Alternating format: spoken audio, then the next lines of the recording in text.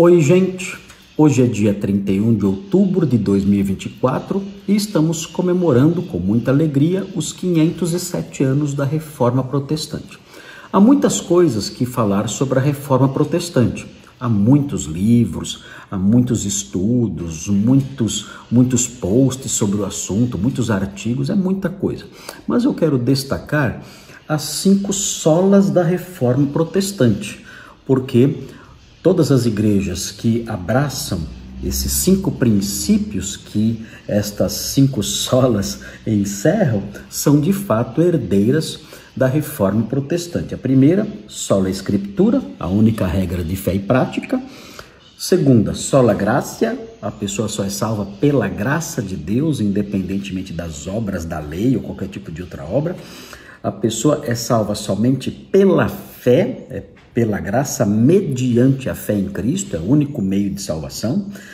Somente Cristo, solos Christus, é somente pela fé em Cristo que alguém é salvo, e tudo isso promovendo somente a glória de Deus e não a glória do ser humano. Então esses são os 5 princípios da Reforma Protestante, as 5 solas da Reforma Protestante, que toda a igreja bíblica vai ensinar. Mas eu quero destacar, nesse meu videozinho, essa questão aqui, ó, sola Escritura. Por que eu quero destacar isso aqui? Porque, sendo a Bíblia a única regra de fé e prática, os reformadores trataram a Bíblia de um modo muito especial, preocupados especialmente com a exegese e com a hermenêutica. Os reformadores, todos eles por assim dizer, eram conhecidos como humanistas. Mas veja bem, eles não eram humanistas no sentido da palavra aplicado aos pensadores do século XVII, do século XVIII, nada disso.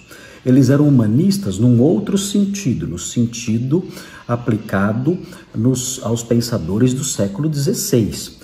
E o que é um humanista no século XVI? Um humanista no século XVI é alguém que valoriza as humanidades. E o que são as humanidades? As humanidades envolvem as artes e também as letras clássicas, como grego, hebraico, latim. Os reformadores eram humanistas, no sentido de que eles se debruçavam sobre o grego, o hebraico, especialmente o grego e hebraico, o aramaico, porque eram as línguas bíblicas. Lutero foi um humanista, Philippe Melanchthon foi um humanista, Erasmo de Roterdã, ele não pode ser considerado um reformador, mas ele era um humanista também. Enfim, os reformadores de modo geral eram todos considerados humanistas, porque estudavam o grego e o hebraico em especial. Agora, talvez o reformador de mais destaque nesse campo, o maior exegeta entre os reformadores, tenha sido João Calvino. E por que ele foi um exegeta de tanto destaque? Isso aconteceu porque quando ele estudou direito, Calvino estudou direito em Orleans, em 1525, ele teve contato com um jurista humanista. E esse jurista humanista se chamava Guilherme Boudet.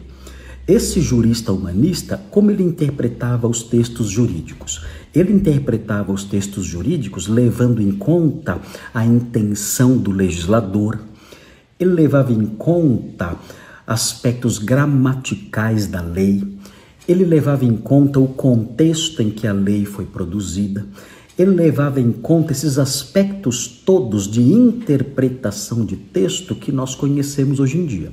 O que então Calvino fez? Calvino, tendo contato com esse jurista, com esse jurista humanista, Guilherme Boudet, ele aplicou esse método ao estudo da Bíblia. E isso foi maravilhoso, era o método correto, era o método corretíssimo. Ele então passou a se debruçar sobre as Escrituras, levando em conta a intenção do autor, o significado das figuras de linguagem, o significado das palavras nas línguas originais, tudo isso o preocupou. E ele passou a usar esse método, aprendido em Orleans, no estudo das Escrituras, e se tornou o maior exegeta de todos os tempos. É interessante que Charles Spurgeon disse que o método de Calvino é simplesmente perfeito.